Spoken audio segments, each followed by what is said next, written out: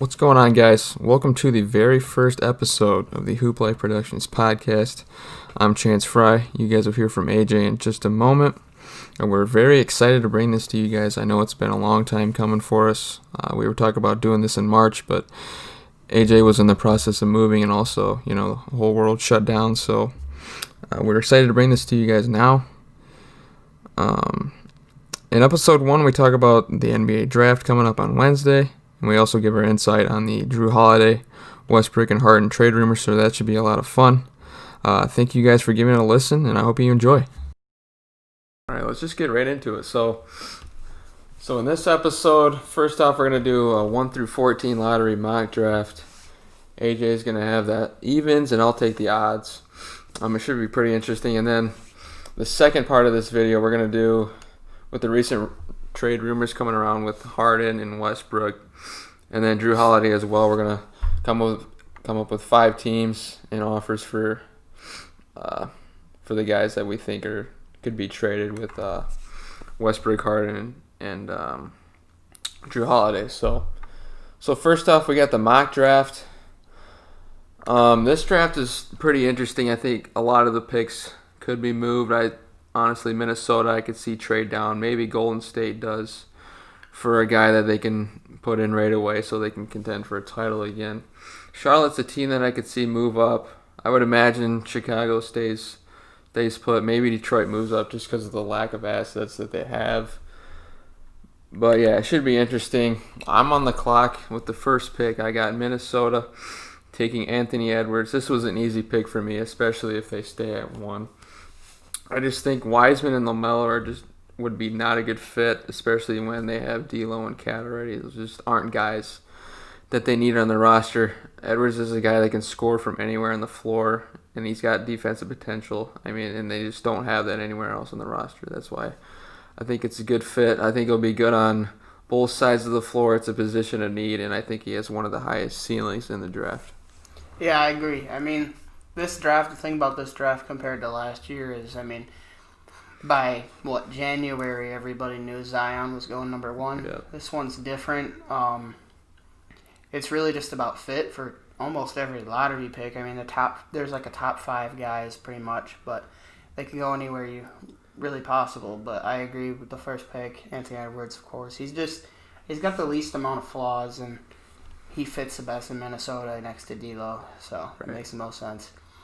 And with the second pick, the Golden State Warriors taking James Wiseman, the center out of Memphis. Again, it's just another position of need. They not only see the best big available in the draft, most likely, but you look through even the history of their 5-year dynasty or whatever, he can come in right away and be the best center they've had. And he runs the floor well, protects the rim. He's got a little bit of a jumper for a guy his size. I think he's just the perfect fit for them, and it's really their decision, whatever they want to do with this pick, because they're in the best spot with Clay and Steph coming back. They could trade it or keep it and just put Wiseman in there, plug him right away with Draymond, and I think it would just be perfect for them. Right, and when you think about the Warriors, they haven't had a really good center since Bogut, and he was probably an average starting center, so I think Wiseman will be a pretty big upgrade from whoever they have right now. Kevon Looney. They had Zaza Pachulia at their center. Yeah. For multiple years, and they won titles with him at center. So I think player. Yeah, I think I think Wiseman is the right pick there. He can even shoot the outside shot. I think that would be a bonus for them, but at the least he'll protect the rim, run the floor, and be a lob threat. So that leaves Charlotte taking LaMelo Ball. I think he's easily the best player available here. I think if a different team had the number 1 pick, LaMelo could definitely be the top guy. LaMelo just brings excitement to a team that's really been lacking that for the last 15, 20 years. Their existence.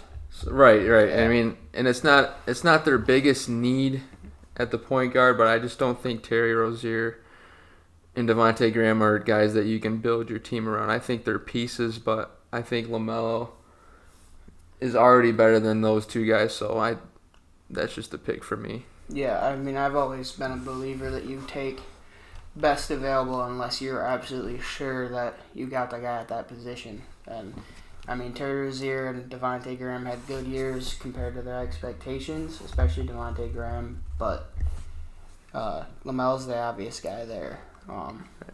He's a risky pick in a lot of people's eyes just because of certain holes in his game. But again, I mean, Charlotte's a team that just has nothing to lose, right? They might as well just go for it. Yeah, they take a guy with high upside. That's the best they can get. Right. And like you said, he just do so much in terms of box office whenever they finally get fans back. Any team he goes to, you're going to sell more tickets. And I know the owners would be raving at that. So LaMelo at 3 to Charlotte. And then at number 4, fourth pick, we got Chicago Bulls. I think the obvious pick here is Denny Avdija, the forward out of Israel. He's another guy you just plug in and play him right away. I mean, the 3 has really been their missing spot, and that's where they'll put him alongside Markkanen and Carter, with Kobe White having a really good second half of the year before the shutdown, and Levine being their obvious playmaker, scorer. I think he's the obvious guy. He has a lot of playmaking abilities. He didn't necessarily distribute the ball at a high rate in college, or not college, but overseas, but he can... A guy like Kobe White, he's a scoring guard more than a playmaker. I think he'll be really good alongside him and Levine.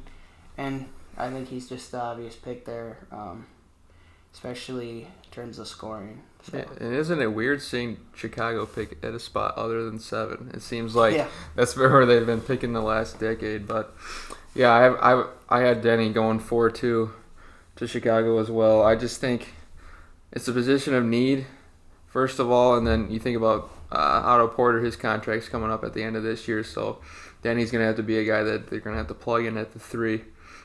And he can just do a little bit of everything, and I think that's what Chicago needs right now. Like, they have the talent, and I think they have the coach now in Billy Donovan, so I think Avdija was a great pick there. At 5, this was also a really easy pick for me. I think the best player available for Cleveland would be Obi Toppin. When you think about it, Kevin Love, he doesn't say it, but I'm pretty sure he wants to be out of Cleveland on a contender again. I think Toppin, right. I mean, like Joakim Noah said, who wants to be in Cleveland? Yeah. Besides LeBron, of course. But, yeah, I think Obi Toppin would be his replacement. They're not necessarily similar players, but Toppin, probably one of the best all-around offensive players in this draft. His defense is okay. I think he'll be decent at the NBA level, but he just brings offense to Cleveland, and they really have been lacking that in the last couple of years since LeBron has been gone. Yeah, they seem to lack in every department whenever LeBron leaves. It just seems to be their thing. Yeah, I agree. I mean, Obi Toppin was arguably, if we're just talking about college performances, the best player in college basketball before, again, the shutdown. They're another team like Charlotte where they don't need to plug them into a specific position. They just put them there for the upside, and they don't really have anything to lose except for Kevin Love. But I agree. Obi Toppin to Cleveland. If you're a Cleveland fan, you should be pretty excited about the Toppin pick, I think. Yeah, for sure. So at 6, we got Atlanta Hawks. Have them taking Tyrese Halliburton, my favorite player in the draft. He's just so Mine too. He's just so well-rounded. He can defend. He shot 42% from 3 in college, which is not normal. I mean, a lot of these guys in here, like LaMelo, who are proven they have the ability to shoot, LaMelo shot like 24%. A lot of these guys don't shoot great in college, and then they end up doing well from beyond the arc in the pros. But I think he can go in right away and be a great shooter. But he also is one of the best passers in the draft, along with LaMelo, and he'll be perfect alongside Trae Young, assuming he eventually ends up there. And if not, I mean, he can come right off the bench and lead the reserves. And I think he's the perfect pick for them, assuming he's on the board. If not, then they can go any other really way they want. But I think he's the obvious guy. Yeah, I like Halliburton as well. I just think Atlanta has been lacking a playmaker outside of Trae Young. And that's exactly what Tyrese Halliburton would bring. I just think Halliburton off the bench would just be a perfect fit, and then you can also put him alongside Trae Young as like a shooter, floor spacer, and just take a little bit of pressure off of Young. And they just didn't have a lot of offense going for them when he was off the floor. So Halliburton is our guy at 6. I'm on the clock with my team, unfortunately, the Detroit Pistons. Yeah. We've just been lacking guard play since really I became a fan in 2010. I mean, we've had Brandon Jennings, Reggie Jackson. I mean, Derrick Rose obviously past his prime now, so I have them taking Bynum. Right. I mean, I have them taking Killian Hayes, the best point guard available. He's out of France. I just think he's already cool with a teammate on the Pistons already. So, and Sekou Doumbouya. I think he can be a starter right away. I like D Rose off the bench for us, so I like D Rose's ability to maybe mentor Hayes for a couple seasons. He's a great playmaker. He's capable of shooting the 3. He didn't shoot quite a great percentage this year, but I just like him starting right away for Detroit. And just we're in rebuilding mode, so he can just come in right away and just play as many minutes as he can, really, just develop. Yeah, I mean, he's another guy that hopefully once this is all over, if it is, he can fill seats, and he's just he's dynamic. He's at the most dynamic position that brings in fans, so right. That's just what they need is someone. Right. And I think for us, this is the best case scenario. I mean, we've needed a guard for so long, and he's really the best guard prospect that we've taken ever since I became a fan, really. So yeah, I agree. So yeah, AJ's on the clock with the 8th pick. We got the Knicks. Yep. Okay, so we have the Knicks taking Isaac Okoro. He's obviously, in most people's eyes, the best defender in the draft. He's in that mold of that you would know as a Pistons fan, Stanley Johnson. He's the downside, but then you've got guys like Robert Covington, OG Anunoby, and then obviously you would pray that he ended up being a Kawhi Leonard, Paul George. It just depends on the situation with this kid. Yeah. I think he could be really good. Yeah. Sadly, it's New York, so they could always find a way to screw it up. But that's another team where they take the best available because there's no one that has proven anything yet. I mean, Mitchell Robinson looks like really promising. R.J. Barrett had a down rookie season, but he definitely showed that he's their two-guard of the future, at least for now. And they plug Kevin Knox in there with Okoro and Robinson, however they decide to do the lineup. I think he's perfect for them. Just get some defense in there. I mean, they're not really good at anything, but that's always the best way to start, and that's who we have at 8. Right, and I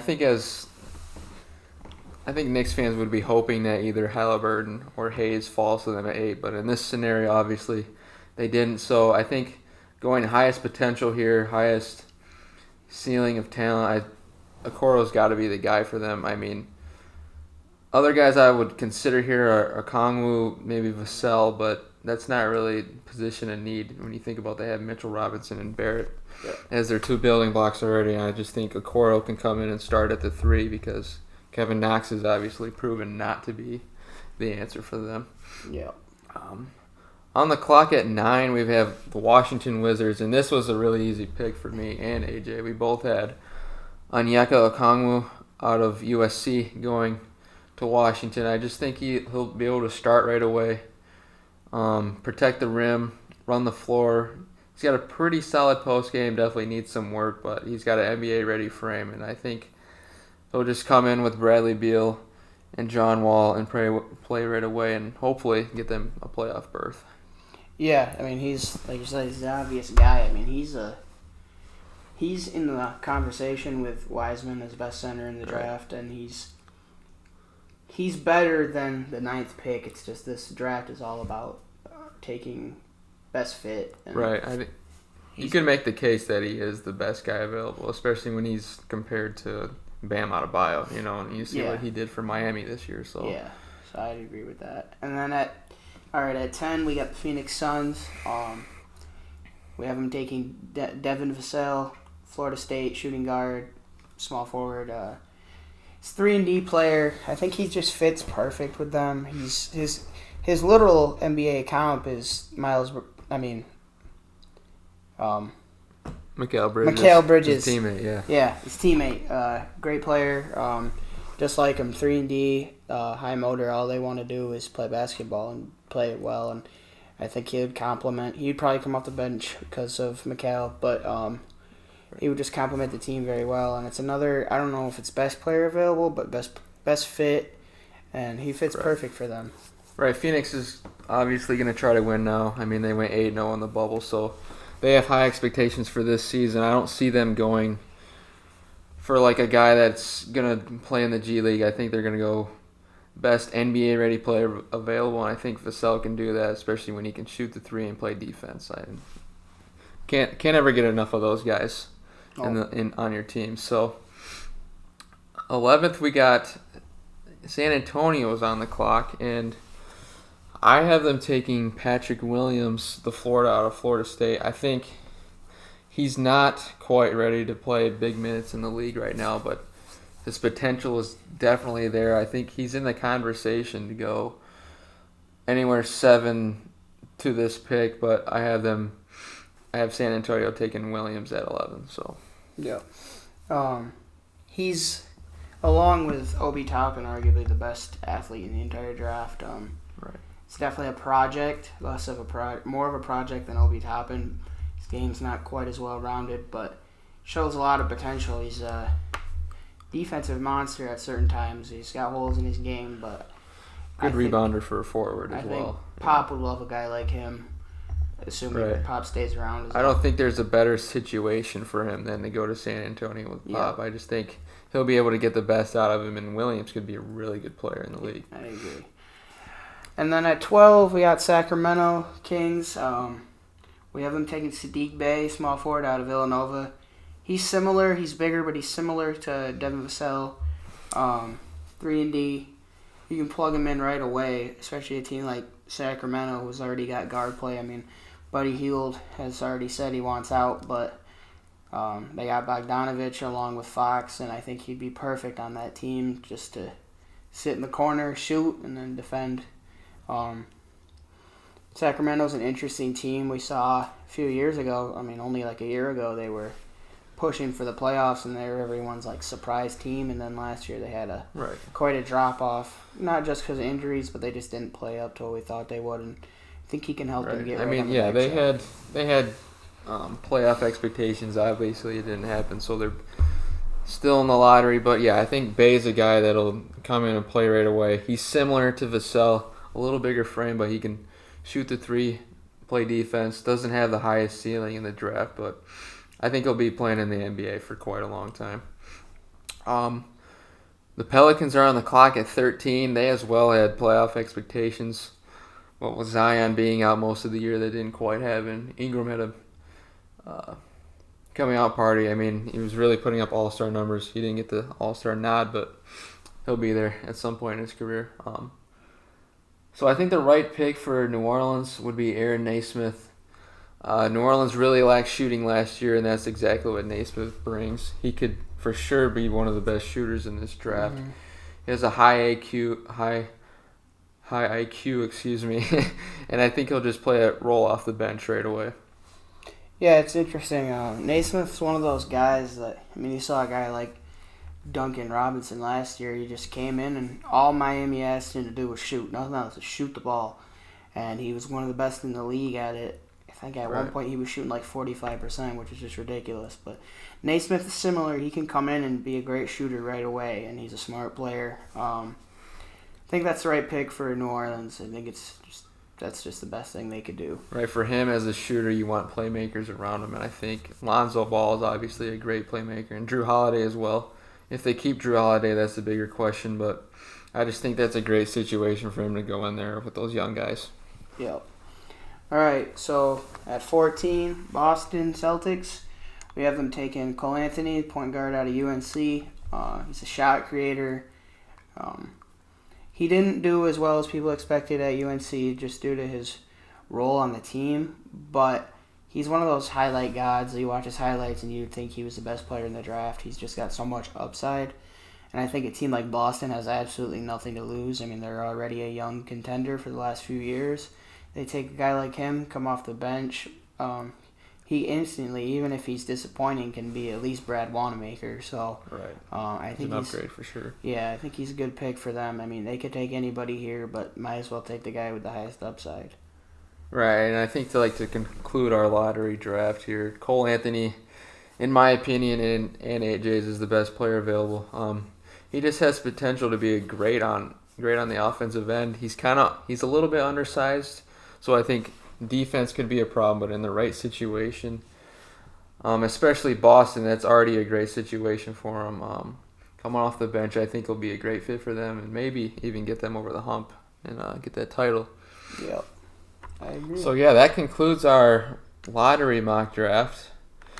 I like the picks. Obviously, most of our picks probably aren't even going to end up being right. But that's the fun. That way. Right, that's the fun of the mock draft. We can't predict trades, although we could try. We'd probably be wrong. But yeah, it's just a lot of fun to do. So with the second part of our first episode, so I saw some we saw some trades, especially in Houston. Houston, we do have a problem. Okay, that was awkward. Were you working on that one? Yeah. Okay. Let's just do Harden first. I think there's a few teams that could trade for Harden. I had Philadelphia, Brooklyn, Heat, Clippers. I don't know if you have anybody else, but I think those are the top four for sure. So with Philadelphia, what are you thinking? Like Ben Simmons in a pick, or? Cause I mean, I think at first Philly would ask, or excuse me, Houston would ask for Simmons, Richardson, Tybal, and maybe 1 or 2 first-round picks. I think that would be their first want, but if I'm Philadelphia, I really just want to swap Simmons for Harden, right? Get Simmons in a different situation because it's not working with Embiid. And then for Harden, I just think his time in Houston's coming to an end pretty soon here. Yeah. I just think they're headed towards a rebuild, unfortunately. They had a pretty good decade. Didn't get the title, but they had a really good decade as a whole. So yeah, I mean, a few weeks ago when these trades started coming up with Harden to Philly, one of my things about the whole thing was if I was Houston, I'd absolutely do it. And not only has that not changed, my opinion's gotten stronger these last few days as Westbrook said he wants out. Multiple role players have wanted out. D'Antoni's gone. Daryl Morey's gone. And Houston's just not going down the right hole right now. And I think if I'm the GM of Houston, I'll do anything I can to just get a fresh start. I mean, how long are they just going to have Harden score 90 points a game and they lose by 15 and bounced in the second round of the conference finals? I think Simmons could get a fresh start somewhere else. He's got so much high potential. I'm not sure about the combination of him and Embiid just because of Simmons' lack of shooting. I don't know how well that goes together. So and I think Embiid really thinks he can shoot, but I don't. Yeah. I just don't think it's quite there. Yeah, I think it's great for Houston. The thing is, will Philly do it? Because they still have upside with those two guys, but I think they would. Right. I mean, they're begging for a shooter, some scoring, even though they did it to themselves, trading away J.J. Redick and letting Jimmy Butler walk. But yeah, right. I would definitely do that if I was Houston. I think for me personally, I think it makes sense for both sides. Harden's just ready for something new. I think the combination of him and Embiid would be really interesting, especially in the East. I think they can make a run at it. And then for Simmons, obviously the team won't be as good as what he has in Philadelphia, but it's a fresh start for him. He can kind of have his own team, and I think that would be really good for him and his development. Yep. So the second trade idea I had for Harden was to Brooklyn. And I think this would be a really good return for him. I think Brooklyn's just ready to win a title now, and I think a big three of Harden, Kyrie, and Kevin Durant would be insane if they figured it out. I think the first few months might be a struggle chemistry-wise because, there's only one ball. But when you think about it, Kyrie's played with LeBron, Kevin Durant's played with Steph Curry. Like, they both played with ball-dominant guys. So it's not like the first time they played with other ball-dominant superstars. Yeah, I mean, obviously from a basketball standpoint, that makes a lot of sense. I would obviously do it if I was them. I think the only person it hurts is Kevin Durant. You look at him, he went to Golden State, and he got a lot of criticism for not having to carry a load. And people want to see Kevin Durant win a title when it's his team and not just like a super team that he joins. Yeah. But if I'm Brooklyn, I don't really care what other people think, and I'm exactly going to bring James Harden to my team. Bring the first title to Brooklyn ever. Yeah. I think Brooklyn would definitely give up Dinwiddie, LeVert. Then to make the salaries work, you got to give up Taurean Prince. And I also think Houston could ask for Jared Allen as well. And if I'm Brooklyn, I just go for it, right? I mean, you're in win now mode, and those guys, and they could help you a little bit win now, but Harden is just on a total another level. Brooklyn's picking at 19, so you'd assume that they'd probably throw that into and maybe another first round pick. I mean, you got to give up a lot when you're trading for a guy that averages 34. Yeah, like he's a top 5 player for sure. So it's hard to trade for those guys. Yeah. Yeah, that's definitely not a trade that it's probably the least realistic, but it would definitely be the most exciting to see. And then our next one, I think this one is probably the most unlikely of the 4 trades I had for Harden, but I had Harden to the Heat. Oh, wow. This one's, I don't know if they would want to mess up the chemistry that they had from last year. Like I said, this is pretty unlikely, but and they probably had the worst offer, in my opinion. They'd have to give up Iguodala to make the contracts work. Probably Tyler Herro, for sure. Kendrick Nunn, Olynyk. Then they got another guy, KZ Okpala. He didn't get to play much this year, but he could be a player in the league. And then they're picking at 20, and I think that would have to be shipped as well.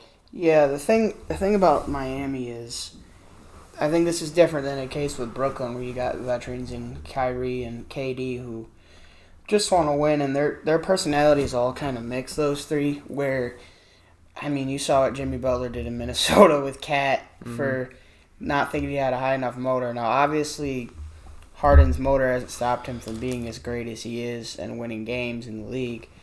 But I don't know. The work ethic is there for Harden, for sure. I don't know how the personalities of a laid-back James Harden and Jimmy Butler, who's probably practicing as we're speaking right now. I can't say he fits that Heat culture very well, but it would be interesting. I think if they put it together, it would be fantastic, but putting it together would probably be the hardest thing.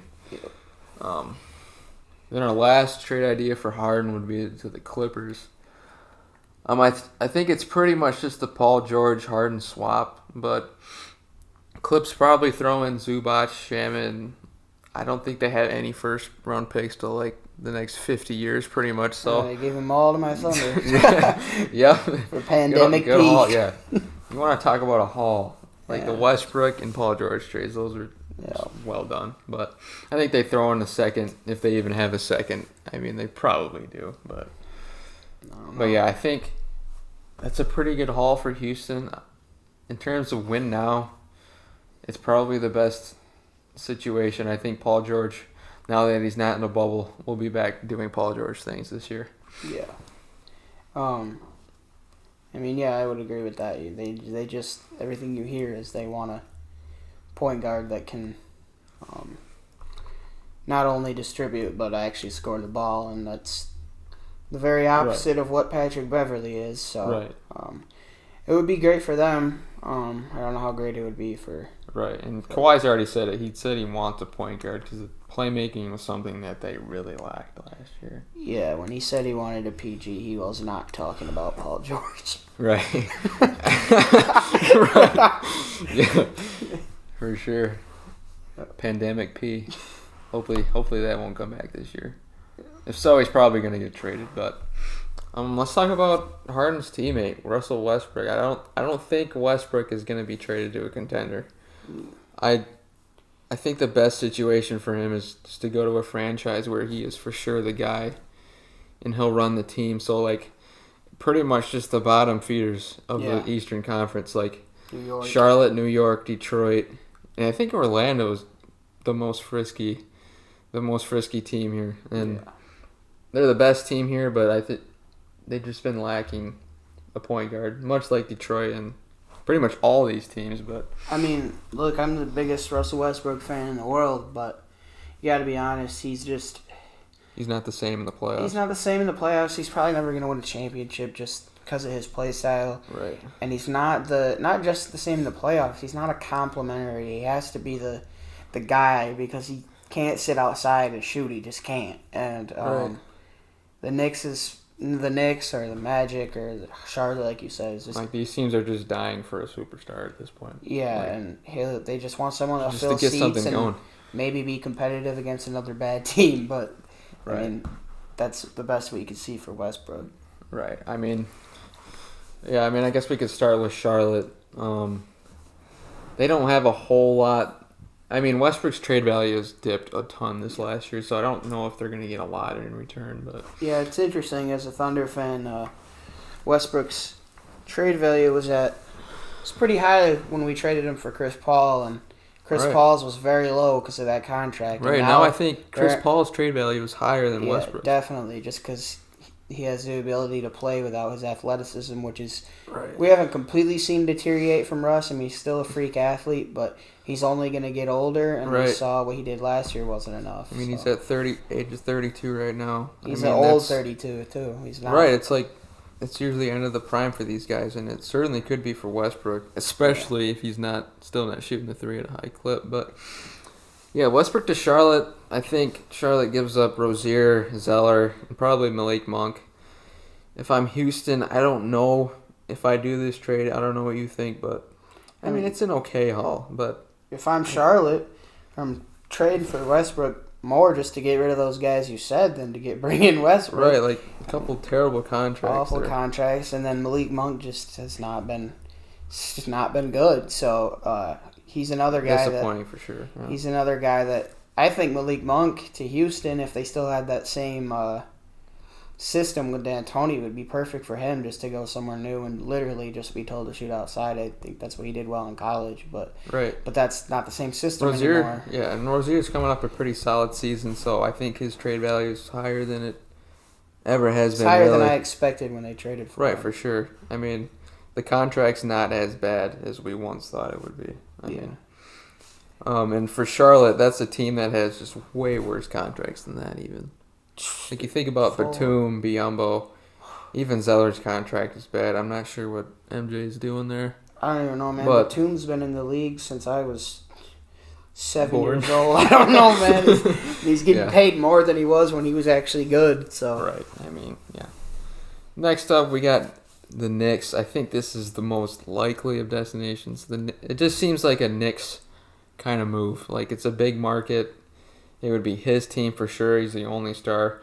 Now, it's questionable for me in terms of fit because Westbrook needs shooters around him because he's not a shooter himself. And the Knicks, who do they have in their rotation that was shooting? I just think in terms of market, it's perfect for Westbrook, but in terms of fit, I just really don't see it. Yeah, I mean, you look about the shooters. Like, as a Thunder fan, again, when Westbrook had his MVP season, we didn't have a lot of shooters around him, but he had his anomaly season from three-point. Like, he wasn't great, but his best season by far, and that's what was able for us. That's why we were able to succeed at the rate we did, because he was able to somewhat be that shooter. But before then and since then, he's just not that guy, and he definitely needs a team of shooters. I mean, there's some young guys that depends who they take with their pick. I mean, they'll probably actually have to get rid of that to get Westbrook. Actually, they probably won't with his value being so low. Right. But if, say, they do, then it's another spot that they don't have a shooter. And it's the best for Westbrook in terms of having his own team, and it's the best out of all the teams that need someone to fill seats. It's the Knicks, so, yeah. Right. If you're the Knicks and you bring in Westbrook, you got to put in different personnel than you have right now, or else it's just not going to work. I think if they kept their young pieces and put shooters around them, they could maybe be a bottom half Eastern playoff team, and that's better than what the Knicks have been with the last 8 years. Yeah. And I think that would bring some excitement to the Knicks fans that they really haven't had right now. Westbrook and R.J. Barrett would probably be the worst shooting backcourt in the league, but right. I mean, your 3 through 5's got to be able to shoot if that's your backcourt. Yeah. Yeah, I agree. Next one. This one's interesting for me as a Detroit fan. I necessarily don't love it. I mean, I think it's pretty much a Blake Griffin for Westbrook swap, right? Get them in different situations. Maybe Blake Griffin pairs up with Harden if they keep him. That would be interesting. I'm not sure it gets them a title, but it's something different. And Blake Griffin, when he's healthy, was fantastic. I was gonna say, I mean, if the thing about this trade is if we get a year ago healthy Blake Griffin in this trade to Houston robs Detroit. I mean, he's a top 10 player when he's healthy, and he does everything well with where Westbrook, we've already said he's not what Blake Griffin was last year. Right. As a Pistons fan, I hope that we move Blake Griffin when his value is at his highest. And right now, it's pretty low coming off a season where he only played 10 games, and in the 10 games he played, he was really bad, right? He was playing on one knee pretty much, couldn't shoot as well as he did the year before. It was hard to see, but at the end of the day, injuries happen, and I think he'll be back this year better. That's why I think this is a trade that I could see happen maybe a month through the season. Both of their values have increased a little bit. But Westbrook in Detroit would be interesting because I think his mentality... I was going to say, he's definitely got that Detroit mentality. Detroit, yeah. I just don't know about... I just think we're going into a rebuild here, so I don't know what the point of bringing in Westbrook in another way overpaid contract, and actually it's longer term than Griffin's is. So you think about it, though. Westbrook's from California, and he's played in Oklahoma and Houston. Give him a month in Detroit, and he's going to want to get out. It's freezing cold over here. So, yeah. I mean, I think for Houston it's interesting. In Detroit, I mean... it'll put fans in the seats, and we were the worst at that in the league this year. I mean, we were dead last in attendance pretty easily. There's just not a lot of excitement going on, and I think Westbrook brings more excitement to Detroit than Blake Griffin does. Yeah, the thing about Detroit is they're one of those teams where their tickets sell the most depending on who's coming to town, not who plays there every night. Right. If LA comes in there, their tickets jump up because LeBron's going to be there. It has nothing to do with who they're putting on the court. Right. Right, and then this is my personal favorite spot for Westbrook, and that's the Orlando Magic. Orlando, I think they give up Aaron Gordon, Terrence Ross, and probably Mo Bamba. I mean, you could say Mo Bamba has a lot of trade value, but I mean they haven't used him in the right way, and I just don't think his value is as high as some people think it might be. Yeah, he still has not shown to be the guy they thought when they drafted him. With that said, he's been behind a really good center in Vucevic. So. Right, I mean, it didn't make sense when they drafted him, to be honest, right? Because Vucevic is the guy. He was the guy then when they drafted him, and he's going to be the guy the next couple of years. But with Houston, they get Aaron Gordon. It's not a bad contract. I think he actually gets paid less as his contract goes. Terrence Ross, great guy off the bench. I think he's getting paid $12 million. I mean, that's pretty good value for what he brings to your team. I mean, he can score from anywhere. He's not an all-star by any means, but he's a player that you can have in your rotation. Terrence Ross is another one of those Houston guys. He just makes sense there. Right. Thing is, nobody really makes sense there right now because everything's different. But yeah, and I think if I'm Mo Bamba, I'm really excited about just getting an opportunity to be the big man, right? And Mo Bamba played at Texas, so that's where Houston's at, and go back there again. So maybe. Yeah, I think it's a good situation for both sides here. Honestly, that's why Orlando would be my favorite to trade for him. I think what they've been the 7 or 8 seed the last few years. They're what? I think Westbrook gives them a chance to maybe win a first round matchup. Orlando would be really interesting, I think. Orlando's currently what your Pistons were for so long, just that Right. that 8th seed team that lost to the Right, Cavs. and I'm so glad that Detroit is finally just realizing something's got to change and we got to rebuild. But I think Orlando goes a different route, and I don't think they want to rebuild because they were doing that for so long after Howard left. So that's it for the Westbrook trades. To wrap up our first episode of the podcast, we're going to talk about Drew Holiday of the Pelicans. He's been a guy that's been tossed around in trades probably the last year now, ever since the first season started. Yeah. I just think he's at the age that he's at, what is he, 30, 31? I think he's ready. He's ready to be on a contender. And he can be a good fit with a lot of ball-dominant point guards, so... Yeah, I mean, Holiday's one of my favorite players in the league. He's just so well-rounded and I don't know if he's underrated anymore because he's so consistently been that guy that everyone calls underrated. Right. But he does everything well, and he deserves to be on a contender. He could fit really anywhere.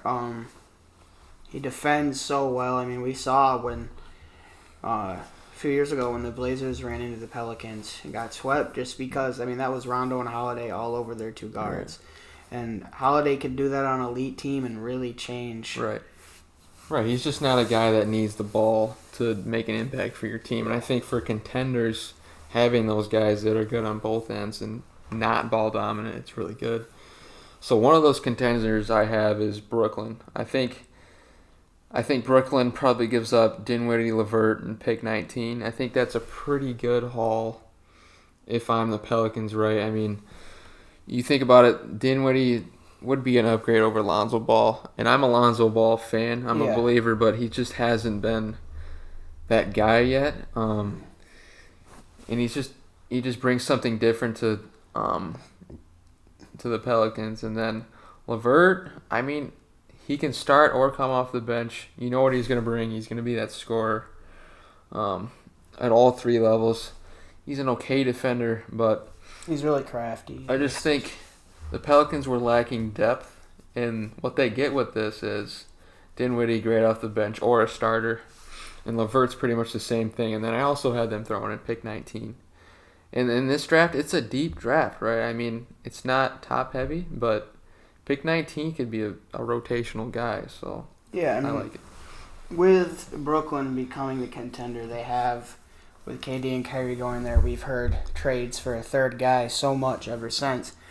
And a lot of them, like Harden or another guy, are just not quite realistic. I think Holiday is the perfect guy for Brooklyn. You look at Kyrie and KD, they've been scrutinized a little bit for their attitudes are... I don't know, they're their own type of person, you know, and especially because Kyrie, whatever the reason is, he always has some point in the season where he's not playing. And even when he's not injured, sometimes he just doesn't want to play basketball. And Holiday can easily slide to the one and in that situation. And he's just so grounded, and they need someone that can balance out, you know, their new coach, Steve Nash. I mean, he's got the reason they picked Nash as a coach is literally just to mediate personalities. That's what Steve Kerr does with the Warriors, and that's what he's there for. And Holiday is a guy that Steve Nash would not have to worry about. So. Right, the talent's already there in Brooklyn. They'll just have to put it together. They're gonna have a lot of new pieces playing this year, so I just think it's a better fit for them to get Holiday than it is for Harden. Even though Harden's for sure the better player, but Holiday's just a guy that can play well off of Kyrie. The second one I have, this is also a really good fit, and I have Drew Holiday to Denver. I would have Denver trading Gary Harris, Will Barton, and I think they throw in Bol too. So. Yeah.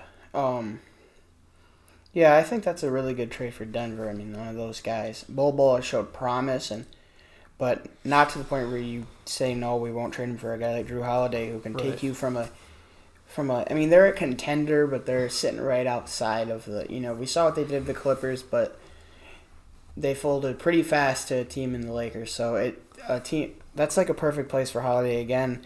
Jamal Murray is proven in the bubble. He's one of the best scorers in the league when he's hot, and he's just great in ISO, and Holiday would be perfect alongside him. And Gary Harris, again, from a Michigan State fan, he came in the league and he showed promise his first few years. I think he averaged 14 with good defense at one point, but since then he's had injuries and he's just not the same guy.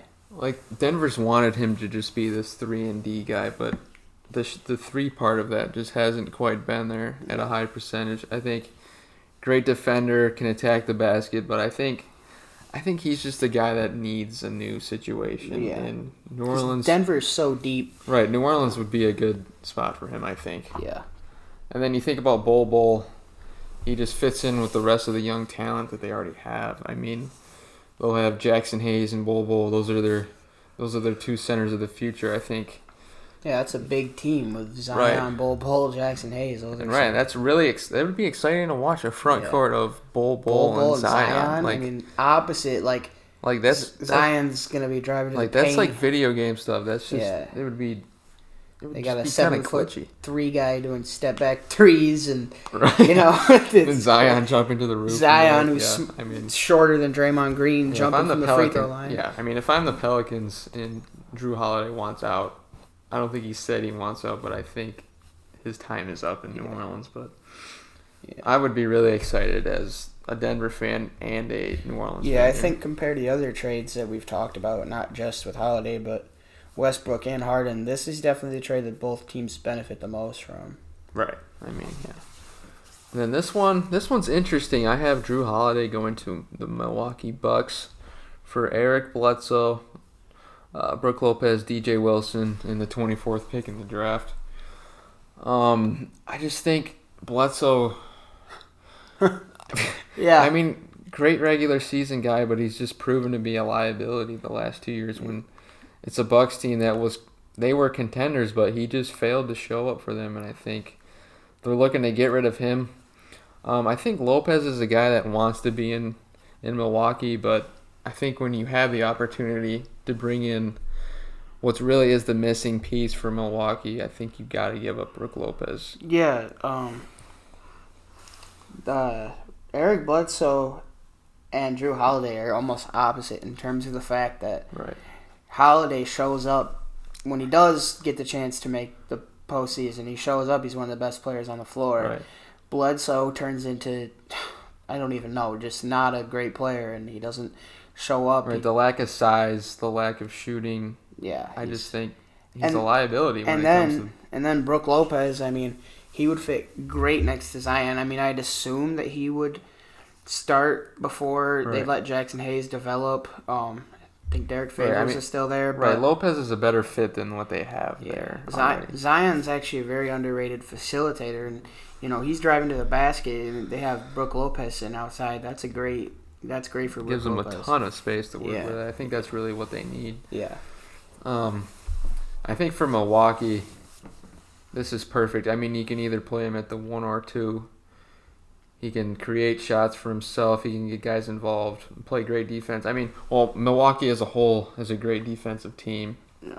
And I think he just fits in really well with Giannis. And then, you know what I was thinking for the Bucks? I think the best thing for them to do is just run Giannis at the 5, right? I feel like he can guard every center in the league, right? He's got the size. He's got the length.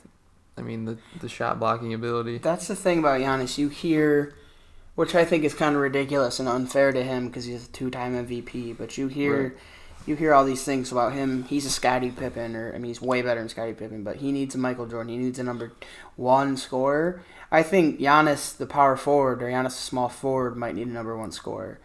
But if he's at center, I mean, today's league is different. Guys don't play back to the basket, down, beaten up in the post. He's a dominant center right away. So I think, I would agree. The 5 is a great position to put Giannis at. Right, and if I'm New Orleans, I mean, it's a pretty solid haul.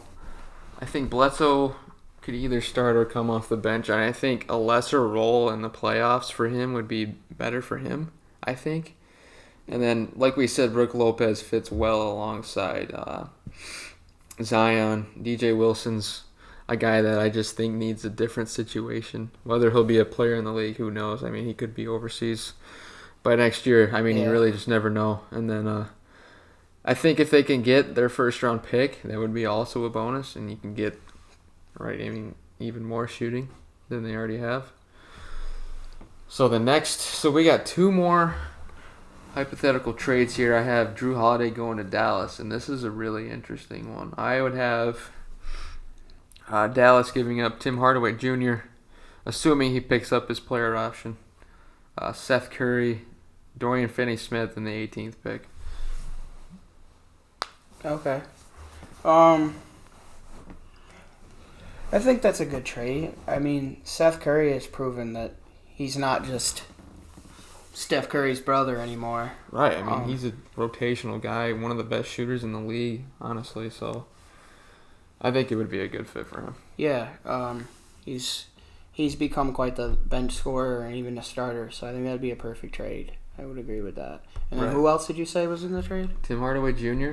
Dorian Finney-Smith. I mean, that's three rotational guys for Drew Holiday and the 18th pick. I think that's a really good haul for the Pelicans. Yeah, I mean, Tim Hardaway Jr., he actually had one of the best seasons of his career last year with Luka playmaking for him. He had a down year the year before, and he wasn't that same guy that we had seen. And I think where did he have his first breakout year at? That was it New York, I think? And then he had quite a down year. But this last year was quite a step up. He was shooting the ball really well all season. Right. Dallas would be a little bit disappointed to give up Tim Hardaway Jr. because he did play well alongside Luka. But you can't deny that Holiday is an upgrade over Tim Hardaway Jr. And this seems to be with the theme with Holiday. Like, he's just a great fit around other stars. And I think it'll be fun to see him on a contender and, competing for a title. In our last trade, this, in my opinion, would be the worst haul for the Pelicans. I don't see this as likely, but, I mean, you never know. I would have the Pelicans giving up Drew Holiday and Darius Miller. Darius Miller is just kind of a throw-in to make salaries work. I would have the Clippers giving up Pat Bev, Lou Will, Zubac, Shaman in a second. And like I said, this is just... It's not the best haul, but for the Clippers, I think this would be huge. Yeah, I mean, they finally get a guard that plays defense instead of pretends that he plays defense. Right. Right. Yeah, it would be really good for them. That's all they need is a guy like Drew Holiday. I don't think they need a James Harden, and I think they absolutely don't need a Russell Westbrook that we've been hearing about. Right. Holiday would be perfect for them. Right, they've got a couple guys that can get buckets when you need them. Yeah, and then you look at a guy like Shamet. He was actually one of my favorite up-and-coming players coming into last year, but I don't know if it was just the system or just the... Well, they were the deepest team in the league, but I think they really could have used him at certain points in the season. Like, his shooting brings something a little different than a couple of the guys on the roster did, and they proved to be pretty bad when it came to the playoffs. Like, Lou Will and Pat Bev are just not really guys you want on the floor when it comes to the playoffs. Like, Lou Will, great regular season player, and he just kind of gets beat up when it comes to playoff time. He's proven it time and time again. And then, again, I was called biased because I'm a Thunder fan, and I thought Schroeder should have won that six-man last year. And Harrell won it, and that's fine. But you saw Harrell just get exposed in the playoffs. He did. He can't guard other centers. And I think he had 3 games back to back where he had 6 points, 8 points, even 4. He's just, they need something else over there in terms of scoring. Right. Which you think you wouldn't need when you have Kawhi and Paul George, but when you have Paul George playing the way he did, so. Right. I mean, the Clippers are just, at this point, they're all in on next season. I mean, Kawhi and Paul George are both expiring contracts. You hope... I mean, if they can't bring them back next year, and they don't have a pick until, 2026? Yeah, the Clippers are going to be right back to where they were before the Blake Griffin era. You can thank Sam Presti for that. Exactly. Sam Presti, the genius. Yeah, we were not saying that when KD left. Man. Yeah. But yeah, that's going to be the end of our first ever podcast. AJ, what do you think? I think it went pretty well. Yeah. Yeah, that was exciting. The draft, like I said before, coming up next Wednesday, the 18th at 7 p.m. on ESPN. And then we talked about a few hypothetical trades with Drew Holiday, Harden, Westbrook. Be on the look for this podcast. Probably next Monday night, so the 16th, hopefully. Yep. This will be up a couple days before the draft, so we'll get that out to you guys. Next video, we're thinking we're going to do a fantasy draft with the salary cap, just kind of something fun. Yeah, it'll be interesting. That we got that idea from. I actually got it from the Dunked On Basketball podcast. They do really good stuff over there. Yep, shout out to them. So, yeah, that's going to be the end of our podcast. If you didn't enjoy, make sure to watch the next one. And peace out. Yep.